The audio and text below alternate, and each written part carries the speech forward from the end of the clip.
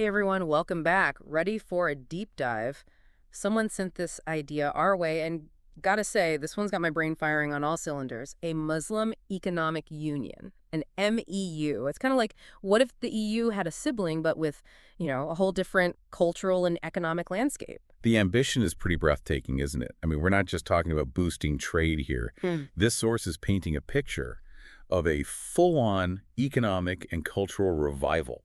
Muslim-majority nations stepping onto the world stage as economic powerhouses.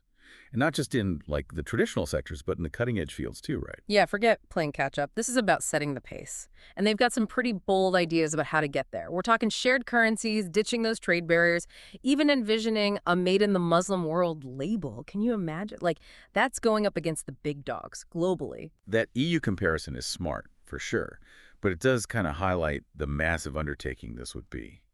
Rome wasn't built in a day, and neither was the EU. They went through decades, right? Mhm. Decades of treaties and compromises and, those Brussels sprouts meetings. Building that trust, that foundation for cooperation, Mhm. like, it's a process. And any potential MEU, well, they'd have a lot to learn from that journey, wouldn't you say? Totally. And the cool thing is the source actually gets into the nitty gritty. Like, how could the EU model actually be adapted? For example, you know how the EU standardized all those regulations, like quality standards and all that. The source is suggesting something similar for the MEU, but, tailored to their strengths, their unique context. Imagine, just picture this. A single halal certification recognized from Casablanca to Jakarta. Right. Streamlining trade, building that consumer trust globally. Yeah. It's about harnessing that collective clout. Mm. What I found really interesting was how much the source emphasized unlocking manufacturing potential. Mm-hmm. Think about it. So many Muslim-majority nations, they're resource-rich, right? Yeah. But they haven't always had the opportunity to move up that value chain. That's where that made in the Muslim world label, it's not just a label, is it? It becomes aspirational. Like you pick up this gorgeous leather bag, right? And it says made in Morocco, Yeah. but it's got the same quality, the same craftsmanship as like an Italian brand. Maybe even more affordable because, well, the MEU's got economic muscle now. Exactly. And they even get specific. The source points to places like Indonesia, Turkey, Egypt. They could be textile giants, consumer goods powerhouses. Imagine like Egyptian cotton, already famous for its quality, but now Wow. backed by the MEU support network. And then there's like Saudi Arabia, not just exporting oil anymore, but diving into high-value petrochemicals, the possibilities. And get this right. This isn't just about like factories and stuff. The source is really fired up about this idea of a Muslim innovation boom. Like Yeah.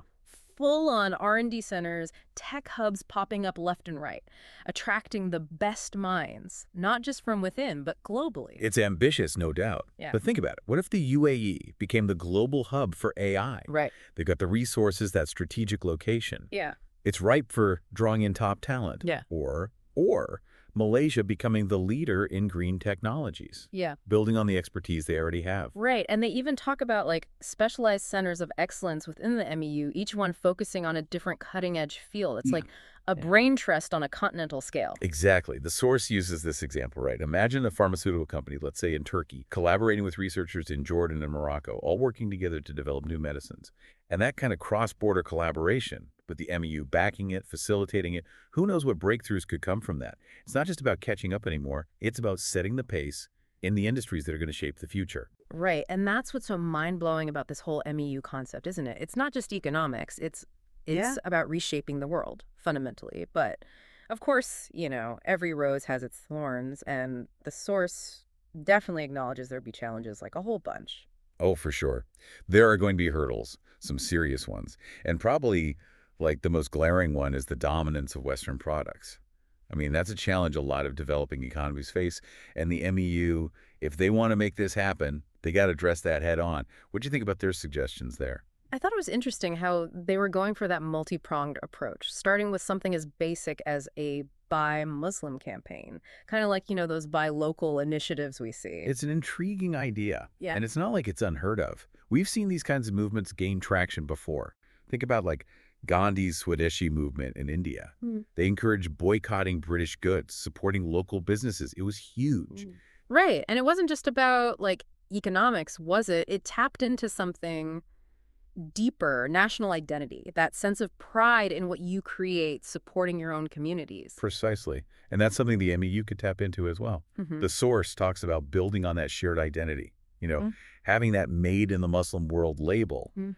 represents something, quality, ethical sourcing, something that resonates with people on a personal level. And it's not like just a slogan, right? They're talking about backing it up with actual policies like, tariffs, import quotas, the classic moves to give local industries a fighting chance. Right, right. Tried and true methods. Governments have been using those tools forever to help their own industries gain a foothold, right? And the source seems to be suggesting the MEU could use those strategically, give their businesses the space to breathe, to grow, to get to a point where they can really compete. But here's what really got me, right? It's not just about playing defense, it's about going on offense, too. They talk about financial support, direct support to Muslim-owned businesses. And we're not talking like small potatoes here. They're suggesting loans, grants, tax breaks, the kind of backing that could help these businesses really scale up, go head to head with the big players. Leveling the playing field, right. It's that idea that for too long, maybe Muslim-owned businesses, they haven't had that same access to Yeah. capital, to the support systems, and the MEU could be that game changer. Build a system that invests in their success. Yeah, it's like creating this whole ecosystem, right? Where it's not just about money. It's about training programs, mentorship, helping these businesses connect with investors, maybe even building those bridges to new markets across the MEU. Exactly. Like, the source uses this example. Yeah. Imagine, right? There's this brilliant young entrepreneur, maybe in Senegal, and they've got this killer idea for a tech startup. And now with the MEU, suddenly they've got access to funding, to support, to mentorship. Who knows how far they could go? From Senegal to the world. Why not? It's a pretty powerful image, isn't it? And it makes you wonder, like, this kind of economic empowerment. Yeah. It's got to have ripple effects, right? It's not just about the bottom line. In fact, the source even goes as far as to suggest that, like, a strong MEU, it could even lead to greater political stability. It sounds like a bit of a leap, maybe, but you think about it. There's a logic there. Countries that are economically intertwined, right, they depend on each other. Yeah. They trade with each other, invest in each other. That creates a powerful incentive to, like, resolve things peacefully. Yeah. That's like suddenly war isn't really good for business, so maybe, you pick up the phone instead of a weapon. You talk it out, find that win-win. Right. And the source, they point to the EU as kind of case in point. Europe, centuries of conflict, Yeah. right. But after World War II, they tried something different, this huge project of economic integration. And yeah, it's complicated. There were bumps along the way, but it helped pave the way to, well, to a pretty long period of peace, hasn't it? Now, granted, the MEU, it wouldn't be a carbon copy, but there are definitely lessons there. Right. So we've got economic empowerment, potentially a more peaceful, stable region. Is there anything this MEU doesn't do? Okay. Hold your horses. Hmm? Let's not get ahead of ourselves. I mean, every rose has its thorns. Right. Every ambitious vision, it's going to have its challenges. Mhm. And the source, I'll give them credit, they don't shy away from that. They actually spend a good chunk of their analysis talking about the hurdles the MEU would have to overcome. And I bet those hurdles are, like, Everest-sized. I mean, where do you even begin to, like, untangle something this massive, this many countries, this many moving parts? It's daunting, no doubt about it. Right off the bat, you've got to deal with the sheer diversity of the Muslim world. Dozens of countries, different cultures, different languages, political systems, economic realities. Getting everyone on the same page, agreeing on goals, on the how, that's a tall order. Like herding cats, as they say. Exactly. And even if you somehow manage to wrangle all those cats, then comes the really fun part, right? Figuring out the nitty-gritty. How do you harmonize regulations across so many different systems? What about currency fluctuations? And let's not forget about potential pushback from within. Groups who feel like they're getting the short end of the stick with these changes. Right, because anytime you're talking about shifting power, someone's going to feel it. Right. Some industries benefit, some not so much. Maybe some countries have to make bigger sacrifices than others. It's about managing those transitions fairly, transparently. That's going to be key. Absolutely. Yeah. And the source really hammers that point home. They argue that, for this to work, for MEU to have any chance, it's got to be built on trust, on cooperation. There have to be mechanisms in place, so that all these different countries, they feel heard, like they have a voice at the table. And then, of course, there's the whole geopolitical elephant in the room. A Muslim economic union. I mean, you think other global powers aren't going to have an opinion on that they aren't going to react. It's the big question mark, isn't it? Right. And the source kind of tiptoes around it a bit. But let's be real, the MEU wouldn't be emerging in a vacuum. There's a whole geopolitical chessboard already in play. Alliances, rivalries, you name it. How the MEU navigates that, how it chooses to engage or not engage with those existing power structures, that's going to be a whole other ballgame. Makes you wonder, with all those potential landmines, is this even doable? Or is this whole MEU thing just like a nice thought experiment? That, my friend, is the million-dollar question. And it's something the source wrestles with, too. They don't pretend it's going to be easy. They acknowledge the challenges are, well, huge. But they also caution against just dismissing it outright. Because the potential rewards, they're just too big to ignore. Think about it. The EU, as successful as they've been, they face their share of skepticism, right? Setbacks, even crises along the way. Yeah. The road to unity, it's rarely a straight line. It takes guts, it takes vision, compromise, and the sheer stubborn determination to make it work, even when it gets tough. So maybe it's not about whether it's easy or even if it's guaranteed. Maybe it's about whether the potential payoff. Is it worth the risk, the compromises, the sweat and tears it'll take to get there? That's the question, right? And it's one that, honestly, each listener has to grapple with on their own. What do you think? Could a Muslim economic union really overcome all those hurdles? Is the vision, the dream of it, is it compelling enough to drive that kind of change? It's a lot to wrap your head around, like just trying to picture it.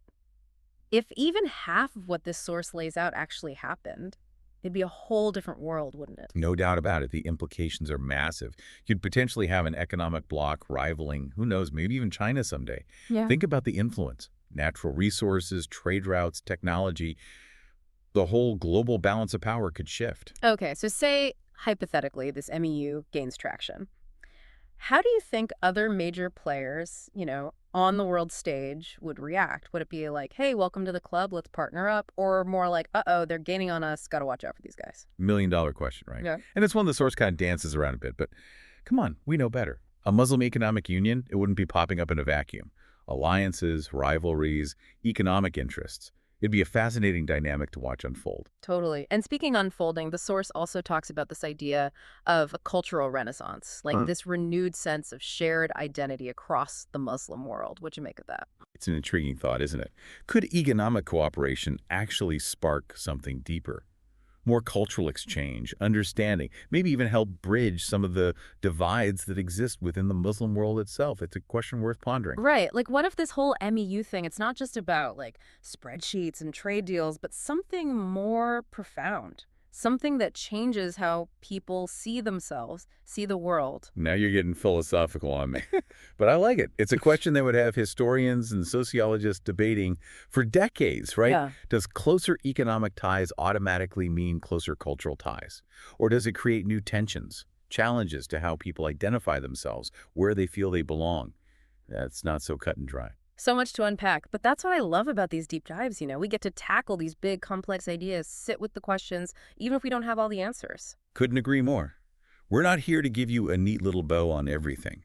It's about sparking that curiosity, getting you thinking critically. And hopefully, you walk away with some new insights, new perspectives to help you form your own conclusions. Well said. So, there you have it, folks. The Muslim Economic Union. Is it a pipe dream? A game changer? Only time will tell, I guess. But even just thinking about it, the possibilities, the challenges, well, that's what makes these conversations so interesting, don't you think? Absolutely. And hey, if this deep dive inspires you to go learn more, do your own digging, even just have a conversation with someone about this, then we've done our job. Couldn't have said it better myself. Until next time, keep those brains buzzing and never be afraid to ask those big what-if questions.